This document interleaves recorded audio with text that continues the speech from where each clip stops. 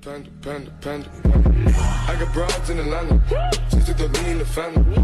Credit cards and the scammers. Hitting the licks in the band. Legacies. Hey guys, welcome back. Today's video we're going to be doing the welcome message. I'm using the Me6 bot. I'll have a link if you guys want to use that. This kind of goes for any bot. This is a little bit different, but pretty close on what you're going to have to do. So in this case, we have a website to go through for the bot. We first invited it to the channel, and then I made a role for it. I gave it the administration role. A thing to also keep in mind is that when you're setting up the roles, you want to make sure that the bots that are like kind of running the server are above the other roles, because this plays a major role whenever the bots are interacting with the roles. Alright, so for the welcome message, for this guy, you're going to have to go to the server that you want in, go to plugins, and then go to welcome.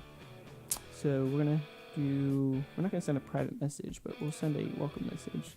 We're going to select a channel. In this case, we're going to do the welcome center. So it says, hey, and that's the acronym for, it's going to say the user, welcome to the server name. If you need any help, this is basically where you just type the message.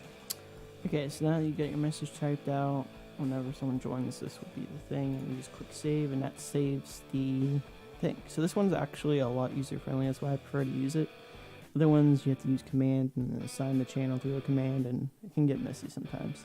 Now you can choose to send even a private message, but I'm not going to even bother with that. And this is where you also set up the auto role. So to do the auto role, you want to give a role to new users, and we're going to select the sub role, and that will be the role that is given whenever they join.